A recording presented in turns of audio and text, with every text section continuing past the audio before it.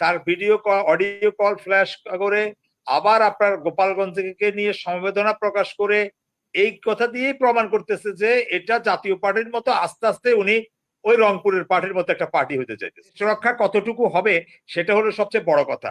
তারা পালিয়ে গেছে বলে তারা বেঁচে গেছে তা না, তারা যদি ভারতের থেকে থাকে তারা ফিরে আসতে হবে, তাদের বন্দি বিনিময় চুক্তির বিনিময়ে আসতে হবে। নিজেকে বিপ্লবীও প্রমাণ করবেন, দুই জিনিস একসাথে করা যায় না, এটা হবে না।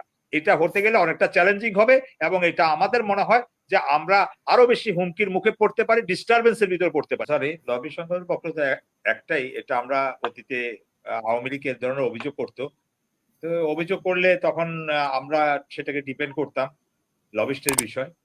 তো এটা ওই যে ওই কথাটাকেই মনে করিয়ে দেয় যে কৃষ্ণ করলে লীলা, আমি করলে পরক্রিয়া। এখন তারা সেভাবে করছে। আর এটা এই এই লবিস্টে আমি বারবারই একই কথায় ফিরতে চাই, আমি একই কথায় বারবার ফিরতে চাই, কারণ এই যে পদ্ধতিতে যে ধরনের রক্তের বিনিময়ে যে ধরনের লাশের উপর দিয়ে এই সরকারের পতন হয়েছে, সারা পৃথিবীর লবিস্ট নিয়োগ করলে কোনো কাজ হবে না। এবং এইখানে স্বয়ং আল্লাহ রাব্বুল আলমিনের নিজের আবাবিল পাখিও ছিল এই 5ই আগস্টের রাস্তাতে। সুতরাং ওইসব লবিস্ট টবিস্ট দিয়ে কোনো কাজ নেই। আমি আরেকটা কথায় আসি যে আমাদের কাজী ভাই আমার তো অনেক পছন্দের, উনিও অনেক পছন্দের ব্যক্তিত্ব। উনি বলছেন যে যেটা মির্জা ফখরুল ইসলাম আলমগীর সাহেবের বক্তব্যটা, আমরা এটা শুনেছি, আমি নিজেও এটা পড়েছি, প্রথম আলোতে উনি এই কথাটা মানে সাক্ষাৎকারটা দিয়েছেন। আমার কথা হলো যে কি, একটা হলো যে কি আপনি মামলা মোকদ্দমা গণহত্যার বিচারের রায় সমাপ্তির পর যদি আওয়ামী লীগ নির্বাচন করতে পারে বা দল হিসাবে ফিরে আসে, এতে আমাদের আপত্তি থাকে না, এটা হলো একটা কথা।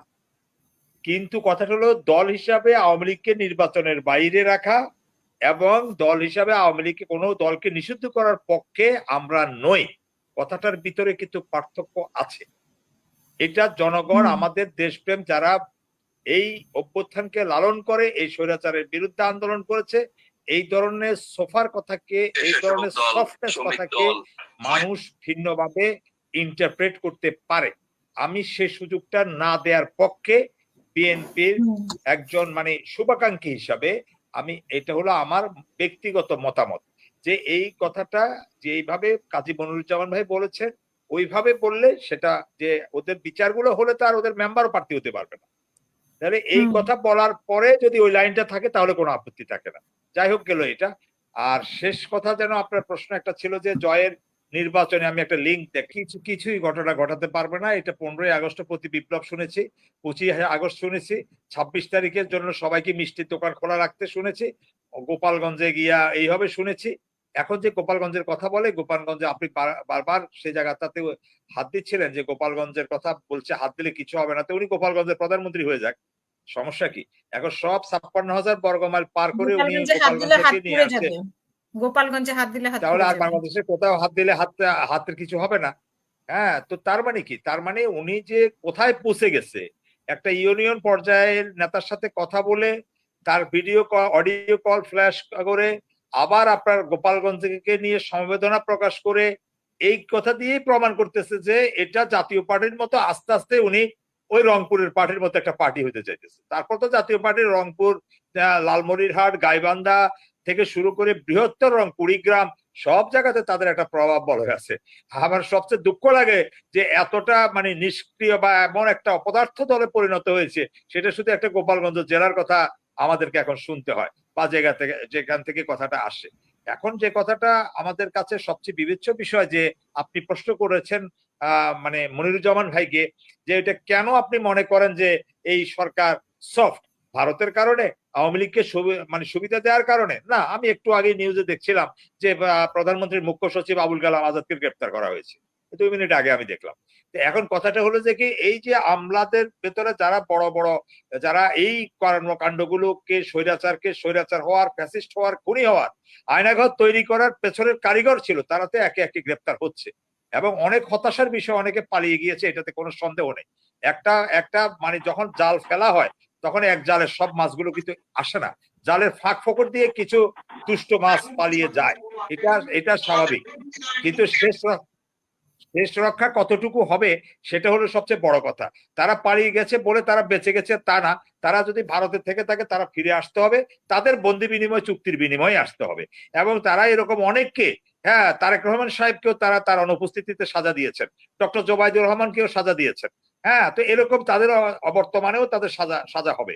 হ্যাঁ, তাদের অনুপস্থিতিতে সাজা হবে। বিচার কার্যক্রম থেমে থাকবে না। কেউ পালিয়ে গেছে বলে তার বিচার হবে না, সে বিচারের বাইরে চলে গেলে, এমনটা আমরা ভাবতে চাই না, আমরা এটা বিশ্বাস করতে চাই না। সুতরাং আমি মনে করি যে না, এটা কারোর প্রতি দুর্বলতা নয়, ওনারা একটা সময় এবং জুৎস ব্যক্তিকে ওনারা খুঁজতেছেন। আপনাকে একটু চিন্তা করি যে 16.5 বছর বা 15.5 বা 16 বছরে first layer, second layer, third layer, fourth layer সব সচিবালয়ের ভিতরে তাদের লোক। এখন আপনি যাকে ডিঙিয়ে যাকে দিবে সেই তো তাই হবে, সেই তো তাই হবে। তো সুতরাং তারা ভাবছেন, সময় নিচ্ছেন। আমাদেরকে এই যেহেতু একটা বিপ্লবী সরকার, আমি বারবার যে আহ্বানটা জানাই, এখনো ওই আহ্বানটা জানাই, এটা আমি মনিরুজ্জামান ভাইয়ের সাথে একমত।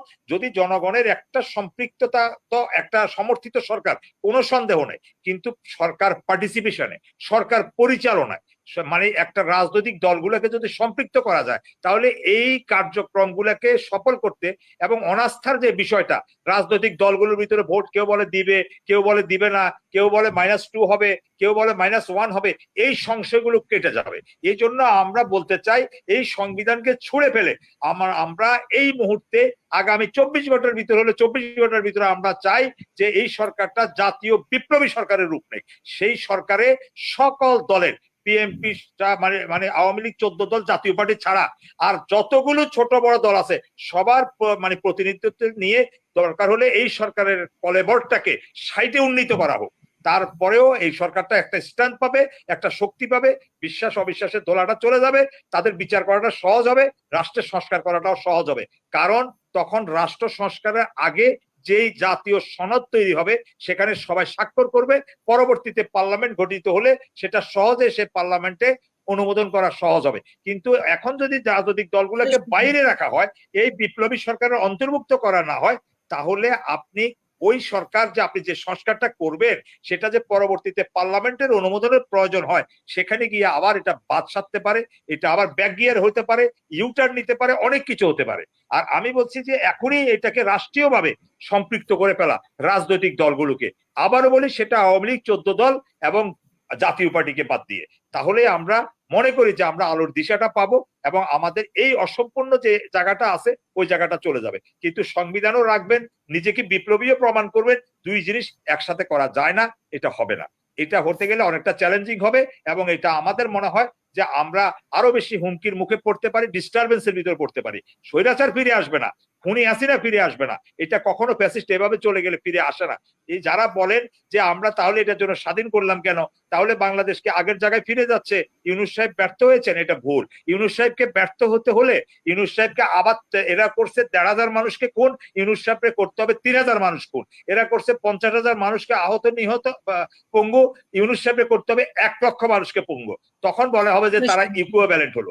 আমরা শেষ বাক্যে একটা কথা তারেক রহমান সাহেবের বক্তব্য দিয়ে শেষ করতে চাই, কোথাকার কখন রাজনীতির মাঠে অনেক রেটরিক থাকে, সেগুলোকে আমরা সে পর্যায়ে রেখে আমরা শুধু আস্থা রাখতে চাই আগামী দিনের ভবিষ্যৎ জাতীয়তাবাদী বাংলাদেশের কাণ্ডারি আমাদের মানে শহীদ রাষ্ট্রপতির সুযোগ্য সন্তান তারেক রহমান সাহেব, তিনি বলেছেন যে এই সরকারকে ব্যর্থ হতে দেওয়া যাবে না, এই সরকার ব্যর্থ হলে পুরো জাতি ব্যর্থ হবে। আমরা ওনার কথার প্রতি আস্থা রাখতে চাই, বিশ্বাস রাখতে চাই এবং এই কথাটা স্পিরিটটা ধারণ করার জন্য ওনার প্রতি আমি সালাম এবং ওনার প্রতি কৃতজ্ঞতা জানাতে চাই।